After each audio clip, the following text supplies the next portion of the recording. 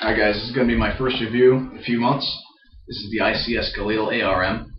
I bought this when I was on rear detachment, right before I deployed. I was hoping I could get in one last game before I went, but it didn't happen.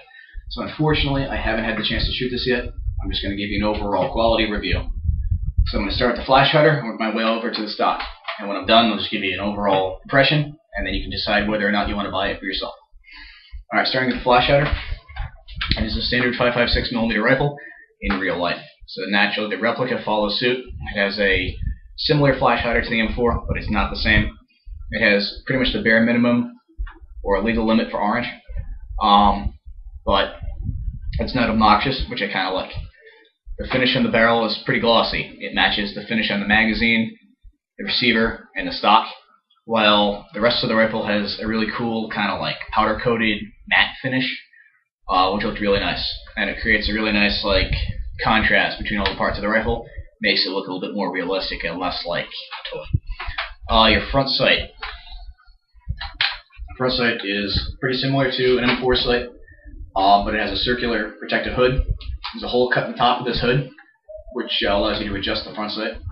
Behind it is a low light sight, which you can flip up in the way of the front sight post, and allows you to more easily acquire your front sight in low light conditions. The rear sight has a rear aperture. It has a low light aperture that has similar dots and allows you to line up the sights. They both fold down when you don't want them, obviously.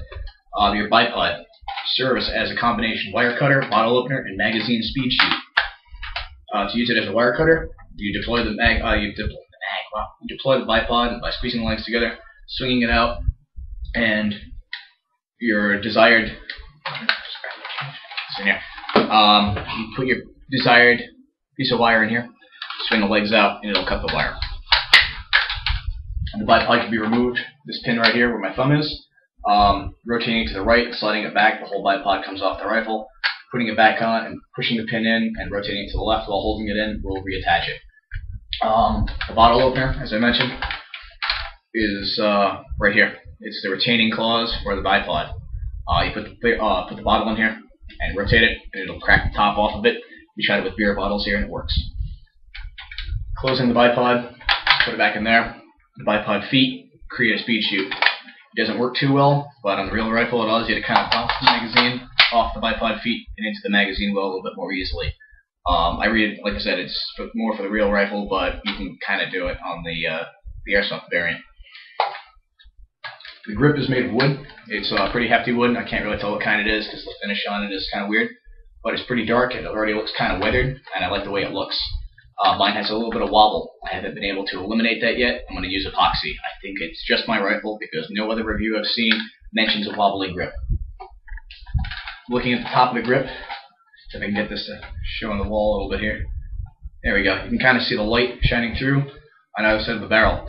It's because the ARM is a support variant, and this allows the air to circulate more easily around the barrel and gas tube during sustained firing.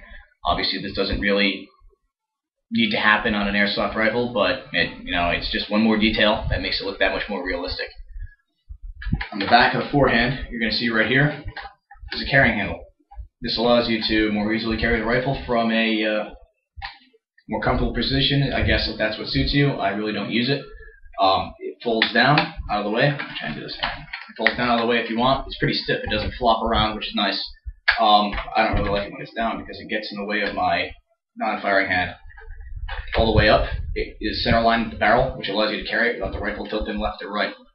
I was a Mark 48 gunner in Afghanistan, so I have a liking for the handle at this 45-degree position out of the way. It allows me to use the sights and allows me to use the foregrip unimpeded. Moving back from the carrying handle, you have the receiver cover. Much like an AK, it clips in front first, goes down over the catch in the rear, but it's a little bit different. In fact, the rear sight is mounted to it, and it's pretty solid on the receiver. It doesn't flop around like an AK. This gives you a better degree of accuracy on a real steel rifle, but on the airsoft rifle, I just like the position of the sight. It's a little bit closer to my eye. It's more of a Western-style peep sight versus an AK-style tangent sight. And with the low-light sight, it's just that much easier to use. I actually have a liking for taking the rear sight aperture, which is marked for 300 and 500 meters, neither of which you're probably going to need for airsoft, but putting it at the 45-degree angle so you can look across the top of both sights, and flipping up the low light sight aperture, you can rapidly acquire the front sight, and it gives you a pretty good idea of where your BBs are going if they're not lined up at the front sight post.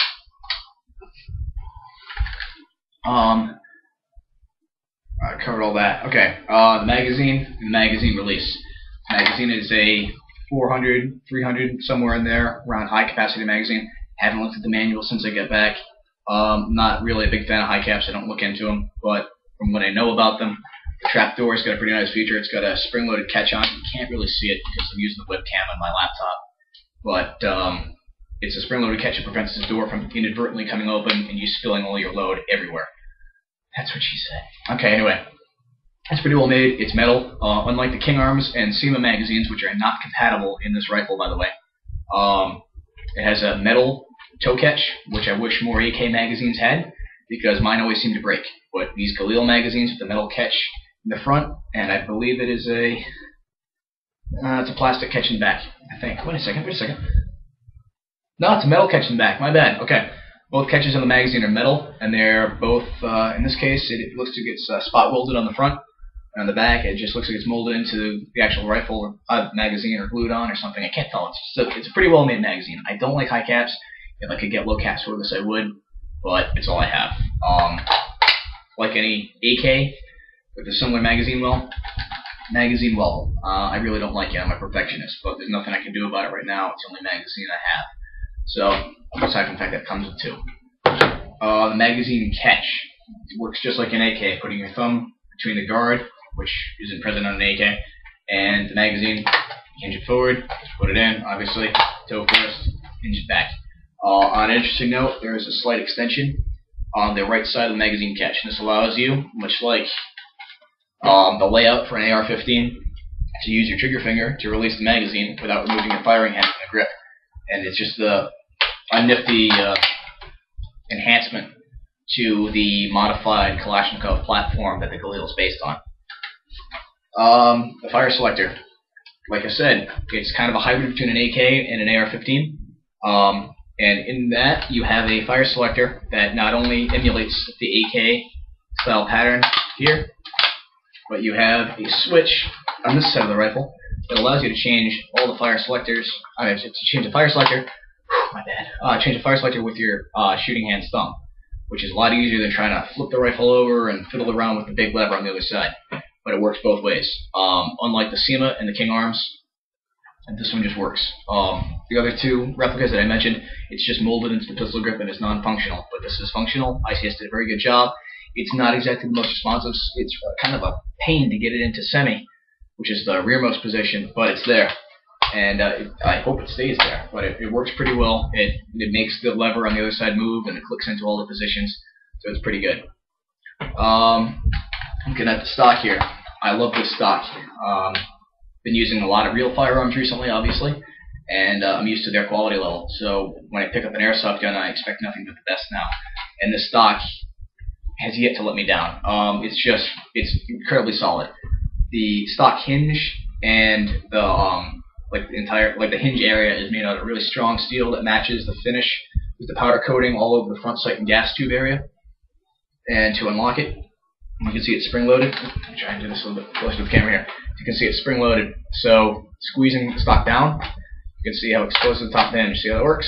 Slide it down, hinge it forward. It's going to lay flat along the side of the rifle. Unlike the real Galil, the bolt can move, but it gets hung up on the stock pretty easily.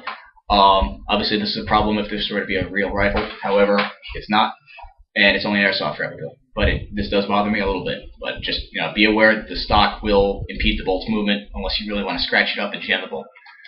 To reopen the stock, push down again, swing it out. Upon opening, it's going to automatically spring back up into its recess, and it's going to lock. And there is zero wobble.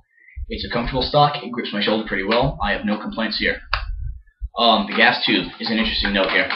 The rifle is advertised originally as only being able to take 8.4 volt stick batteries. Excuse me. However, it comes with two gas tubes now, and this allows you to install the secondary one, which I did the night I got it, to allow you to use any 9.6 volt, 10.8 volt, or 11.2 volt, or whatever heck kind of battery you want to put in there. It'll take pretty much any stick battery on the market. It fits pretty snugly. Battery can still slide around. There's plenty of free movement if you are afraid of snagging your battery up in there, but it fits. And my Intellect 9.6 volt 1600 mAh battery fits perfectly. What else? The bolt handle, as you can tell, is a slight change from the AK. You can see it's up here, and it's tilted up vertically. This I like because the AK's bolt handle always seemed to kind of stab me in the back a little bit. Not metaphorically, I meant like when I'm carrying it on my back, it would kind of rub into my back if I had a bare spot in like my plate carrier or something. So it's turned up, it's out of the way, there's less to snag on, and it allows you to reach over and rack the bolt on the rifle without really having to alter your firing position, which I like. The Israelis put a lot of thought into it, and it looks pretty good. Behind the bolt handle, you'll see the hop-up unit is just like an AK. It's a slide type, not the wheel type. Sliding it back adds more hop. Putting it forward takes the hop off. I haven't had a chance to test it, see how responsive it is or how useful it is. But first opportunity, I'll let you guys know. If you need to know right now, I'd recommend just looking into the dozens of other reviews on this rifle on YouTube. Sorry, that's not a problem with the rifle. That's just my battery isn't hooked up and the cable's snagging up in the runway. All right, markings. This is a big plus. It is. I'm not sure how accurate these markings are. However, they are in Hebrew, and they do advertise that it is an Israeli weapon industries Galil. It states that it's a 5.56 millimeter rifle, and all the fire selector markings and manufacturer markings are in what looks like authentic Hebrew. It has an individual serial number up here, 109000681. I believe that's an individual serial number, but correct me if I'm wrong if your rifle has the same one. Overall, it's pretty well made. It has mixed finishes. The grip is pretty weathered. The only problems I've noticed would be a slight wobble in the grip and a tendency for the magazine legs to spread pretty far. And when putting the weight of the rifle on them, the legs spread too far for their own good, and it coughs out the spring that keeps them spread. So you're going to want to either glue or pin or attach the springs inside the bipod legs a little better. Other than that, from a quality standpoint, I'm pretty happy. The bolt could use a little bit of lube from time to time, but it sounds pretty good most of the time. The fire selector's ambidextrous feature seems like it's pretty sturdy. I'm not sure how long it's going to last, but for now I'm pretty happy. It's a little bit more ergonomic. And overall, it's just a pretty cool rifle to have. If you like AKs and you like M4s and you can't make a gun which one you want, this is a nice mid-ground for you. It's comfortable, it's well made. The pistol grip is its own design. It's not an AK's. It's very comfortable. The extended magazine catch in different style magazine is pretty awesome. Overall, I'm extremely happy. So I highly recommend this rifle from a quality standpoint. From a shooting standpoint, please watch some of the other reviews on YouTube. And thanks for watching. Please don't forget to comment if you hate or like this review. Thank you.